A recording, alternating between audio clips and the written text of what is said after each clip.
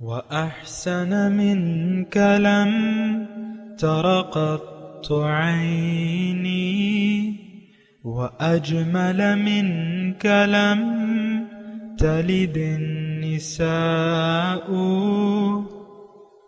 خلقت مبرأ من كل عيب خلقت مبرأ من كل عيب كأنك قد خلقت كما تشاء. كتاب أنزلناه إليك مبارك ليدبروا آياته وليتذكر أولو الألباب. یہ کتاب برکت والی ہے جسے ہم نے آپ کی طرف نازل فرمایا ہے تاکہ دانش مند لوگ اس کی آیتوں میں غور و فکر کریں اور نصیحت حاصل کریں. اللہم صلی علی سیدنا محمد وعلی آل سیدنا محمد بعدد کل ذرۃ مئۃ الف الف مرۃ. سامعین و ناظرین اکرام، السلام علیکم ورحمۃ اللہ وبرکاتہ.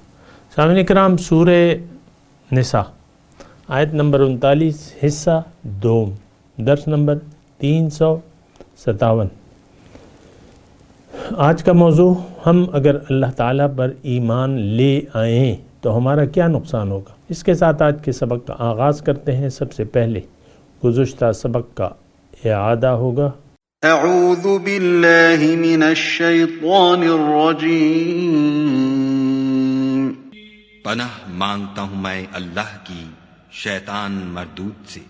بسم اللہ الرحمن الرحیم. شروع اللہ کے نام سے جو بڑا مہربان نہایت رحم والا ہے. وماذا علیہم لو آمنوا باللہ والیوم الآخر وانفقوا مما رزقهم اللہ وکان اللہ بہم علیما. اور اگر یہ لوگ خدا پر اور روز قیامت پر ایمان لاتے اور جو کچھ خدا نے ان کو دیا تھا اس میں سے خرچ کرتے تو ان کا کیا نقصان ہوتا، اور خدا ان کو خوب جانتا ہے. سامعین اکرام، سورہ نساء آیت نمبر 39. لفظی ترجمہ: وماذا علیہم، کیا ہو جاتا ان پر، لو آمنوا باللہ، اگر یہ یقین کر لیتے کہ اللہ ہی میرا معبود ہے اور یوم آخرت حق ہے، اور یوم آخرت پر بھی یقین کر لیتے، وانفقوا، خرچ کرتے، مما رزقہم اللہ، اس سے جو اللہ تعالیٰ نے انہیں دیا ہے، وکان اللہ بہم علیما، اور بے شک اللہ تعالیٰ ان کے بارے میں خوب جاننے والا ہے. سامعین اکرام، گزشتہ درس میں بھی اسی آیت پہ ہم نے بات کی تھی، اور یہ اصل میں یہ آیت جو ہے نا، یہ بالکل ٹو دی پوائنٹ جو ہے اللہ تعالیٰ ہم سے مخاطب ہے. ہم دراصل ایمان، یقین نہیں رکھتے اللہ پہ کہ اللہ ہماری منزل ہے، ہم نے اللہ کے پاس جانا ہے، تیاری کرنی ہے، اور یوم آخرت کا دن حق ہے، اس دن ہمیں ہماری زندگی کے نتائج کا ہمیں سامنا کرنا پڑے گا. اس بات پر ہمارا یقین نہیں ہے. لیکن اس آیت کا جو طرز ہے، یہ کچھ عجیب سا طرز ہے. کم ایسا ہوتا ہے. بہرحال یہ ایک یونیک وہ ہے کہ ان کا کیا بگڑ جاتا. ایسے ہیں، یعنی آیات ہیں ایسی قرآن میں، یہ بھی ان میں سے ایک ہے. ماذا علیہم، کیا ہو جاتا، ان کا کیا بگڑ جاتا، ان کا کیا نقصان ہو جاتا. یہی سوال آپ سے اور مجھ سے اللہ تعالیٰ پوچھ رہا ہے کہ دیکھو اے میرے بندے، اب میں نے واحد کا صیغہ استعمال کیا ہے، یہاں جمع کا ہے نا، ماذا علیہم، ٹھیک ہے، لیکن میں تو واحد ہوں، میں اپنے لیے اس کو سمجھوں گا. اللہ تعالیٰ مجھ سے مخاطب ہے کہ اے انسان، تم جو یقین نہیں رکھتے مجھ پر اور یوم آخرت کے حساب کتاب پہ، تو اس میں تو تمہارا کوئی نقصان نہ ہوتا اگر تم یقین کر لیتے. یہ اس میں مضمون ہے کہ تمہارا تو کوئی نقصان کا خطرہ ہی نہیں تھا، تم پہ کیا قیامت ٹوٹ پڑتی کیا نقصان ہو جاتا، کون سا پہاڑ گر جاتا، کیا ہو جاتا، ماں تمہارا کیا نقصان ہو جاتا. ہم میں دیکھیں اصل میں ہم اپنا نقصان سمجھتے ہیں. آج کل لوگوں کی اکثریت جو ہے خالص اللہ کو اپنی منزل قرار دینے کے لیے تیار نہیں ہے ہماری طرح. ہم خود بھی خالص اللہ کے لیے زندگی مخصوص کرنے کے لیے تیار نہیں ہے. ہمارے تو اور بھی معبود ہیں، ہمارے سامنے تو اور بھی محبوب ہیں، ہمارے اور بھی مطلوب ہیں، اور ہر شخص مفاد پرست ہے اور ظاہری مفاد کو اس نے ترجیح دے دی ہے باطنی مفاد پر. آج آپ اس جملے پہ ذرا غور کریں نا، ہم میں سے ہر شخص نے ظاہری مفاد کو اپنے باطن کے مفاد پر ترجیح دے دی ہے. دیکھیں ہم یعنی خود فراموش ہیں ہم لوگ اجتماعی طور پہ، افراد بھی اور قوم اور اقوام مسلم تمام. کتنے؟ 1 ارب 22 کروڑ ہیں یا 1.25 ارب ہیں، 25 کروڑ ہیں، جو بھی ہیں. یہ سب جو ہیں یہ مفاد پرست ہیں، اور انہوں نے ظاہری مفادات کو باطنی مفادات پر ترجیح دے دی ہے. اب آپ مجھے یہ بتائیں کہ انسان یعنی میں اور آپ وہ ہیں جو نظر آ رہے ہیں یا وہ ہیں جو نظر نہیں آ رہے؟ ظاہر ہے کہ ہم میں 2 چیزیں ہیں، ایک ظاہر جسم ہے اور ایک باطن روح ہے. تو اس میں تو اصل جو چیز ہے وہ تو باطن ہے، وہ تو ہماری روح ہے. تو اصل تو وہ ہے. ہم روح کو اللہ تعالیٰ نے دنیا میں بھجوایا ہے. اس بات پہ ہمارا یقین تو نہیں ہے، لیکن میں آپ کو کہہ رہا ہوں ہم تو بس جانوروں کی طرح بنا کسی ایسے دیکھیں، ہم جیسے گدھے رہ رہے ہیں نا، گدھے، کسی گدھے سے پوچھیں آپ کہ بھئی تم کو اللہ تعالیٰ نے کیوں بنایا ہے، تو وہ آپ کو تو کوئی جواب نہیں دے گا. اگر زبان بھی ہوتی، دیکھیں طوطے کے منہ میں زبان ہے طوطے کے، لیکن وہ تو وہی دور آئے گا جو آپ کہیں گے. طوطے کو اگر آپ کہیں کہ تمہیں اللہ تعالیٰ نے کیوں بنایا ہے، طوطے کو، تو وہ کیا کہے گا کہ تمہیں اللہ تعالیٰ نے کیوں بنایا ہے. جو بولنے والے طوطے ہیں نا، وہ آپ کی نقل اتارتے ہیں. تو یہی بس ہمارا حال ہے، یعنی کسی قسم کی عقل کا استعمال نہیں ہے اپنے بارے میں. اور یہ بات جو ہے، یہ بات ہم یعنی جو دوزخی ہیں، تو قیامت کے دن ان سے پوچھا جائے گا کہ بھئی کوئی ڈرانے والا نہیں آیا تھا، کوئی خبردار کرنے والا نہیں آیا تھا؟ تو وہ کہیں گے دوزخی کہ ہاں آیا تو تھا. قد جاءنا نذیر، وہ پوری آیت ہے نا کہ الم یأتکم نذیر، کہ تمہیں ڈرانے والا کوئی نہیں آیا تھا. تو وہ کہیں گے کہ ہاں آیا تو تھا. فکذبنا، ہم نے اس کو جھٹلا دیا. وقلنا ما نزل اللہ من شیء، اللہ تعالیٰ نے تو کوئی چیز اتاری نہیں ہے. ان انتم الا فی ضلال کبیر، تم تو واضح گمراہی میں ہو. تو دیکھیں یعنی پھر وہ کہیں گے وقالوا لو كنا نسمع او نعقل، اگر ہم کسی کی بات سن لیتے یا عقل سے کام لیتے، ما كنا فی اصحاب السعیر، آج آگ والوں میں سے نہ ہوتے. فاعترفوا بذنب، اس وقت جو ہے اپنے گناہوں کا، اپنی غلطی کا اعتراف کر لیں گے. وہ دوزخ کو سامنے دیکھیں گے، کچھ علاج آ نہیں رہا ہوگا، اعتراف تو کر لیں گے، لیکن اس اعتراف کا کیا فائدہ؟ اعتراف یہاں کرنا چاہیے، اور یہ اعتراف ہم کرنے کے لیے تیار نہیں ہیں کہ ہم بے مقصد ایک فضول زندگی گزار رہے ہیں. یہ اعتراف میں آپ سے کہہ رہا ہوں کہ آپ کر لیں یہ اعتراف، اور اپنی زندگی کو، باقی ماندہ زندگی کو صحیح راستے پر گزاریں، اللہ کے راستے پر. اللہ کو منزل بنا لیں، رسول کے طریقے کے مطابق، اللہ کے حکم اور رسول کے طریقے کے مطابق زندگی گزارنے لگیں، مقامی طور پر ایک روحانی رہنما کا انتخاب کر لیں جو شریعت کی طرف آپ کی رہنمائی کرے، تو بس یہ علاج ہے۔ تو بہرحال یہ آیت جو ہے یہ بڑی اہم ہے، اور اس میں ترجمہ تھوڑا سا پڑھ دیتا ہوں۔ وَمَاذَا عَلَيْهِمْ لَوْ آمَنُوا بِاللَّهِ وَالْيَوْمِ الْآخِرِ، کیا ان کا بگڑ جاتا؟ اس کا مطلب دیکھیں یہ بھی ہے کہ ہمارا کچھ بگڑے گا نہیں، یہ تو ہمیں إِنَّمَا ذَلِكُمُ الشَّيْطَانُ يُخَوِّفُ أَوْلِيَاءَهُ، اللہ تعالیٰ تو جانتا ہے نا ہمارے دشمن سے بھی اور ہماری طبیعت سے بھی کہ ہم ڈرتے ہیں، ڈرنے والے ہیں۔ انما ذالکم الشیطان، یہ شیطان ہے، شیطانی قوتیں ہیں، نفسانی اور شیطانی قوتیں ہیں، یخوف اولیاء، جو اپنے دوستوں کو ڈراتی ہیں۔ یا عباد فتقون، اللہ تعالیٰ فرما رہا ہے کہ نہیں مجھ سے ڈرو، اللہ تعالیٰ فرما رہے ہیں مجھ سے ڈرو، اے میرے بندو مجھ سے ڈرو۔ اور وہ ہمیں شیطان کا ڈراوا قبول ہے، لیکن اللہ کا خوف جو ہے وہ ہمارے دلوں سے غائب ہے۔ یہ میں آپ کو بالکل واضح طور پہ کہہ رہا ہوں، خوف خدا آج ہماری نہ افراد میں ہے نہ قوم میں ہے۔ تو یعنی اس آیت کے پہلے حصے میں وَمَا ذَا عَلَيْهِمْ لَوْ آمَنُوا بِاللَّهِ وَالْيَوْمِ الْآخِرِ، ان کا کیا بگڑ جاتا، کیا نقصان ہو جاتا؟ کیا مطلب آپ کا اے ایمان والو، در حقیقت اس میں یہ مضمون پنہا ہے، پوشیدہ ہے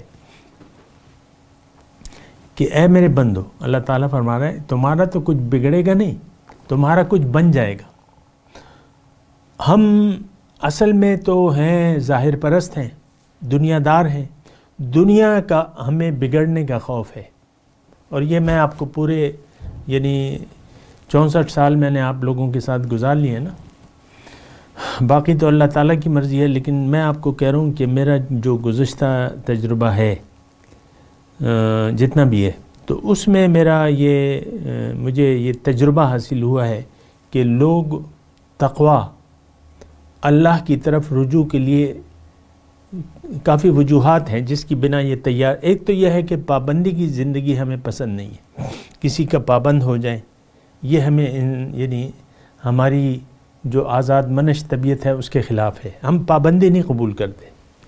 کسی کا سایہ یا زیر اثر رہنا ہم پسند نہیں کرتے، خواہ کہ وہ اللہ ہی کے کیوں نہ ہو، خواہ کہ وہ کہنا اللہ تعالیٰ ہی کے کیوں نہ ہو، خواہ وہ زیر اثر آپ اللہ ہی کے کیوں نہ رہیں، لیکن ہمیں یہ غلامی قبول نہیں ہے، اور اللہ کی غلامی تو قبول ہی نہیں ہے، اللہ کا تو بالکل ہی ہمارے خوف نہیں ہے۔ یہ میں اپنے تو ایک تو یہ ہے کہ ہم پابندی جو ہے، پابندی کی زندگی یہ پسند نہیں کرتے۔ آپ دیکھ لیں اپنی طبیعت کو،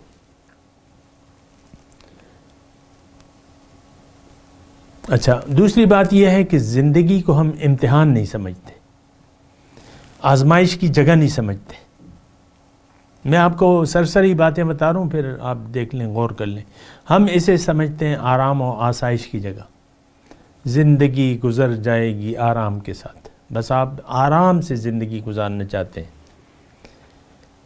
تو ایک تو امتحان ہم نہیں دینا چاہتے، کیوں کہ ہمارا یہ یقین ہے کہ دنیا کی زندگی یہی اصل زندگی ہے، یعنی اس دھوکے میں ہم پڑ گئے، اور دنیا کی کامیابی اصل کامیابی ہے۔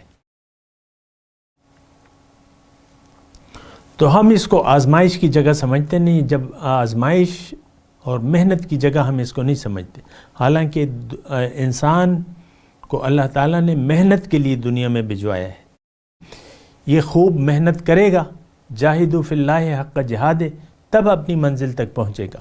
ہم آرام اور آسائش کی اس کو جگہ، آپ دیکھ لیں اپنے گھر آپ کس طرح آرام دہ، زیادہ سے زیادہ آرام دہ۔ میں یہ دیکھتا ہوں یہ شادی فرنیچر والوں کی دکانوں کو، کس طرح آرام کرسیاں ہیں، آرام دہ بیڈ ہیں، اور وغیرہ اور وغیرہ اور وغیرہ اور وغیرہ، یعنی ساری توجہ آپ کی ظاہر کی طرف ہے، آپ ظاہری آرام کے طالب ہیں، ایک سے ایک نئی چیز آرام کے لیے آپ اپنی خریدتے رہتے ہیں، گھر کو سجاتے رہتے ہیں، بس آپ نے دنیا ہی میں رہنے کا پروگرام بنا لیا ہے، حالانکہ دنیا سے تو آپ کو جانا ہے۔ جو 100 سال جن کی عمر تھی آج وہ اس دنیا میں نہیں ہے، یعنی اکثریت جو ہے 100 کے فگر تک نہیں پہنچتی، عام چلے جاتے ہیں، اکا دکا وہ تو ایک الگ بات ہے۔ تو ایک تو یہ آرام و آسائش کی جگہ، دوسری بات یہ ہے کہ ہمیں آخرت کی زندگی پر یقین نہیں ہے۔ پھر جو پہلی اور اصل بات ہے کہ ہمیں اللہ تعالیٰ پر یقین نہیں ہے کہ اللہ تعالیٰ نے ہمیں کسی مقصد کے لیے بنایا ہے، کوئی خاص چاہت ہے اس کی، کوئی خاص یعنی اس کی چاہت ہے، یہ ہمارا یقین حاصل نہیں ہے۔ یہ بہت ساری باتیں ہیں، اسی میں بس آپ کی زندگی کا بیڑا غرق ہو جاتا ہے، آپ اپنا بیڑا غرق کر لیتے ہیں نا، ایمان آپ لاتے نہیں ہیں، جو ایمان مطلوب ہے اس میں تو پھر جد و جہد ہے، محنت ہے۔ اگر آپ یقین کر لیتے ہیں کہ ہاں اللہ میری منزل ہے اور میں نے اللہ کے پاس جانا ہے، یوم آخرت کو مجھ سے حساب کتاب ہوگا، پھر تو یہاں آپ کو تقویٰ کی روش اپنانا ہوگی، محنت کرنی ہوگی، جاہدوا فی اللہ حق جہاد۔ تو یہ ساری چیزیں ہیں، میں نے مختصر سی آپ کو بتائی ہیں۔ تو اس وجہ سے ہم یعنی ہمارا ذہن ایسا ہے، تو پھر جب یہ ذہن بن جائے نا تو پھر بہت مشکل ہے، یعنی انسان کو اپنے آپ کو بدلنا۔ پھر یعنی ایک یہ گھٹی ہمیں پلا دی گئی ہے کہ کامیابی کی جگہ یہ ہے، پیدائش کا ہمارا کوئی خاص مقصد نہیں ہے اللہ تعالیٰ کا، بس یہی کھا لے پی لے جی لے، یہی ہے۔ پھر آرام اور آسائش اور دنیا کی کامیابی اور ناکامی پر ہمیں یقین ہے کہ اصل نقصان اور اصل کامیابی دنیا کی ہے۔ تو آپ دیکھ لیں اپنی ساری زندگی کو، اپنی اولاد کو دیکھ لیں، دنیا کے راستے پر آپ ڈالتے ہیں اور آخرت سے وہ بے فکر ہوتا ہے۔ تو بہرحال یہ آپ نے دیکھنا ہوگا، سوچنا ہوگا۔ اور دوسری بات جو میں اس آیت کے ضمن میں یہ کہنا چاہتا ہوں وہ یہ ہے کہ یعنی یہ اللہ تعالیٰ نے جس طریقے سے، جس انداز سے ہمیں مخاطب ہے، اس سے یوں لگتا ہے کہ ہمارا کوئی نقصان نہیں ہے اگر ایمان باللہ لے آئیں ہم اور یوم آخرت پر یقین کر لیں، اللہ کو اپنی منزل بنا لیں۔ دیکھیں میری باتیں آپ نوٹ بھی کر سکتے ہیں، اور یہی اس کے مفہوم کے مطابق میں بیان کروں۔ اور وہ بات یہ ہے کہ ہم اگر اللہ کو اپنا مقصود حیات بنا لیں اور زندگی اللہ کے لیے خاص کر لیں، اپنا زندگی کا رخ اللہ کی طرف پھیر دیں اور اللہ کی ملاقات کے لیے تیاری شروع کر دیں، اللہ کی، اور وہ شروع کر دینے کا مطلب یہ ہے کہ ہم بندگی کے راستے پر چل پڑیں۔ مختصر میں آپ کو بات، اللہ کی بندگی، اللہ کی مرضی کے مطابق زندگی گزارنا شروع کر دیں، اور یوم حساب، یوم آخرت، اس پر پورا ہمارا کامل یقین ہو جائے کہ ہاں اللہ تعالیٰ اپنے وعدے کے خلاف نہیں کرتا، اللہ فرما رہا ہے تو یہ حق ہوگا، لہٰذا مجھے تیاری کرنی ہے۔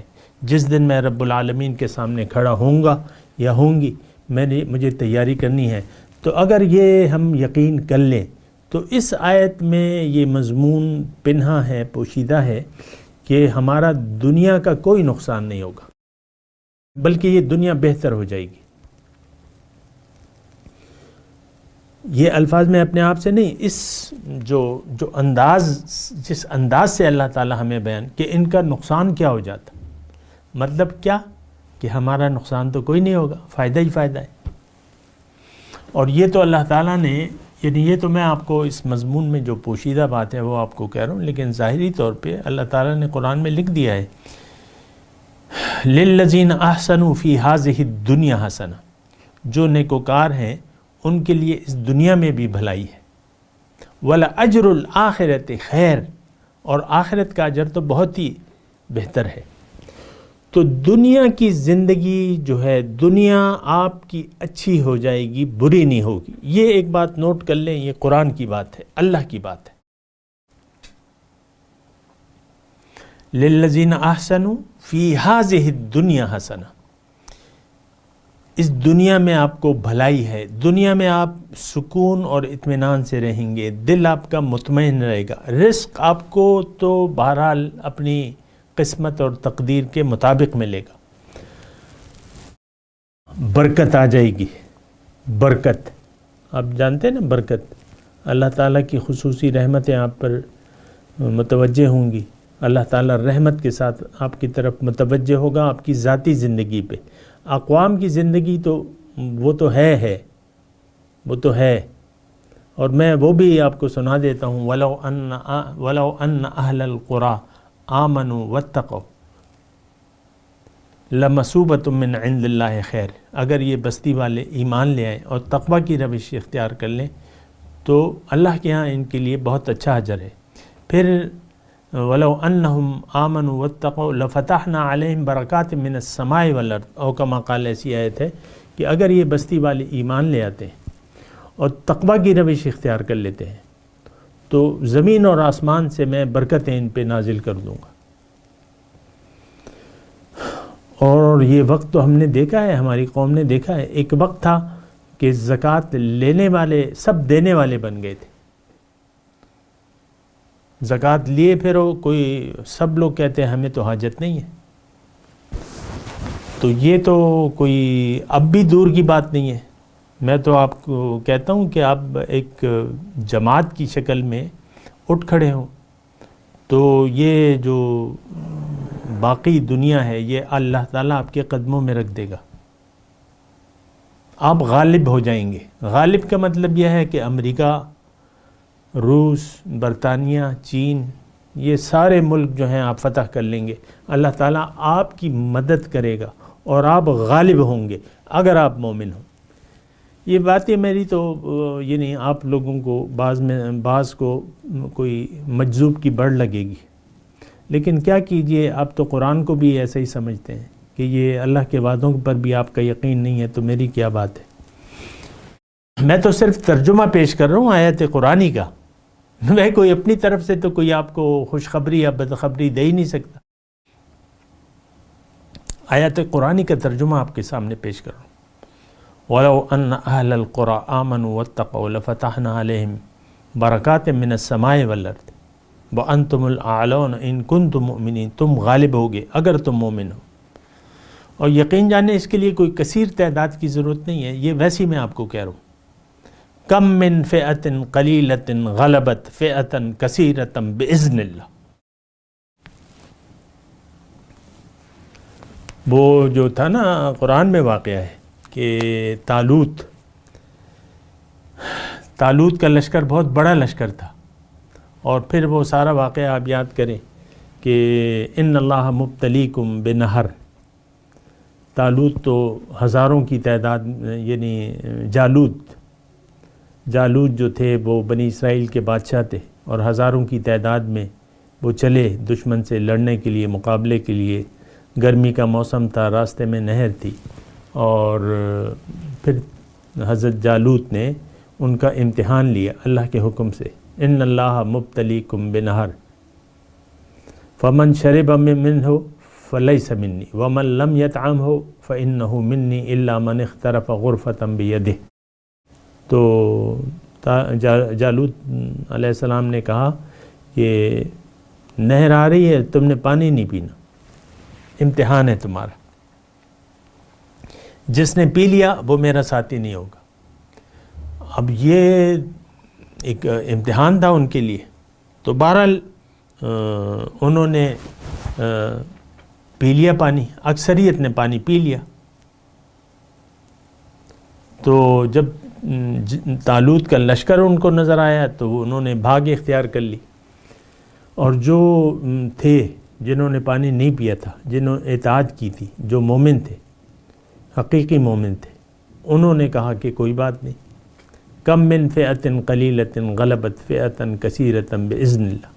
بہت دفعہ اللہ تعالیٰ نے قلیل تعداد کو کثیر تعداد پر فتح عطا فرمائی ہے، اور واقعی دے دی۔ وقتل داؤد جالوت، اللہ تعالیٰ نے یعنی جالوت جو ہے وہ قتل کر دیا گیا اور فتح ہو گئی۔ 313 تھے، تاریخ کی کتابوں میں آتا ہے، ہزاروں کی تعداد میں لشکر تھا. لیکن میں آپ سے یہ کہہ رہا ہوں کہ دیکھیں کبھی کثرت پر بھروسہ نہ کریں. اللہ کی مدد اور حمایت کا وعدہ جماعت کے ساتھ ہے. ید اللہ علی الجماع.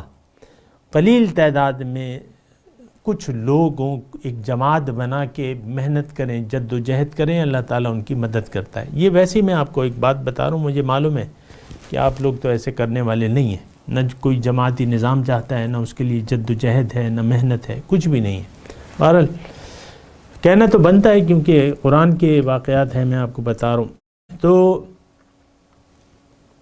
اس آیت نمبر 39 میں اللہ تعالیٰ فرما رہا ہے کہ تمہارا کوئی نقصان نہیں ہوگا، تمہارا کچھ بگڑے گا نہیں بلکہ بنے گا.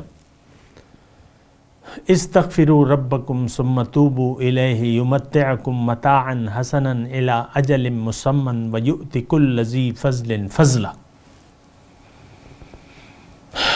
سورہ ہود کی اولین آیات ہے کہ تم معافی مانگو اپنے رب سے اور پھر اس کی طرف رجوع کر لو. تمہیں اللہ تعالیٰ دنیا میں ایک اچھی زندگی دے گا اور ہر صاحب فضیلت کو اس کی فضیلت عنایت فرمائے گا. یمتعکم متاعا حسنا الی اجل مسمى. یہ قرآن ہے، قرآن بتا رہا ہوں اللہ کے فضل اور اس کی توفیق سے، اپنی میں کہانیاں نہیں سنا رہا آپ کو. تو آپ کا کوئی کچھ بھی نہیں بگڑے گا، کوئی نقصان نہیں ہوگا بلکہ فائدہ ہوگا. مسلمان حضرت عمر کے زمانے میں 22 لاکھ مربع میل ان کے زیر نگین آ گیا تھا. 22 لاکھ کوئی چیز ہوتی ہے، 22 لاکھ مربع میل. اور پھر حضرت معاویہ رضی اللہ تعالیٰ عنہ کے دور میں جتنی بھی فتوحات، جو بھی ان کا زمانہ تھا، تمام فتوحات.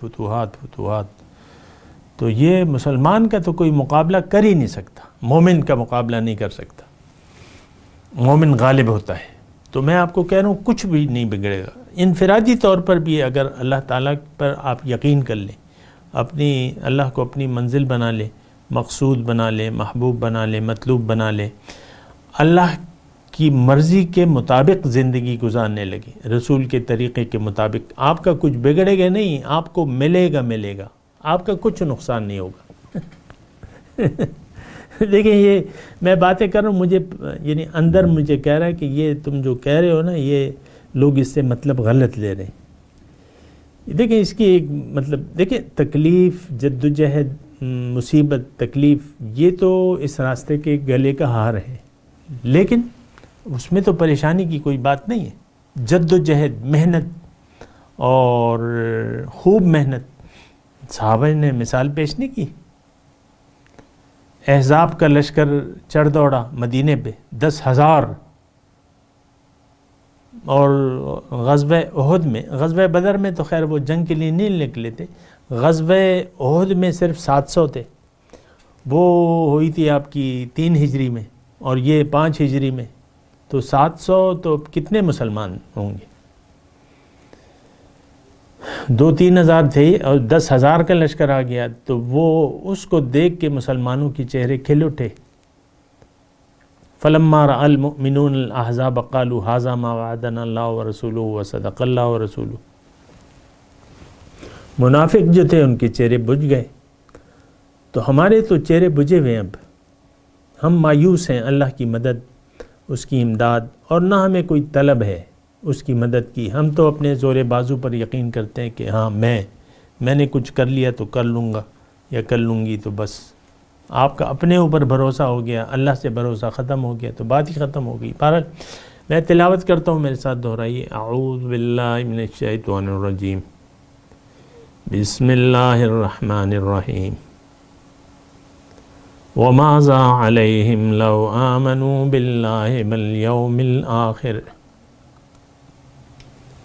وَأَنفَقُوا مِمَّا رَزَقَهُمُ اللَّهُ وَكَانَ اللَّهُ بِهِمْ عَلِيمًا. ترجمہ سنا دے. وَمَاذَا عَلَيْهِمْ لَوْ آمَنُوا بِاللَّهِ وَالْيَوْمِ الْآخِرِ. ان کا کیا نقصان ہو جاتا اگر یہ اللہ پر یقین کر لیتے اور یوم آخرت پر. وَأَنفَقُوا مِمَّا رَزَقَهُمُ اللَّهُ. اور یہ خرچ کرتے جو اللہ نے انہیں دیا ہے. وَكَانَ اللَّهُ بِهِمْ عَلِيمًا، اور اللہ تعالیٰ تو ان کو خوب جاننے والا ہے. اب ان آیت کی تلاوت اور ترجمہ.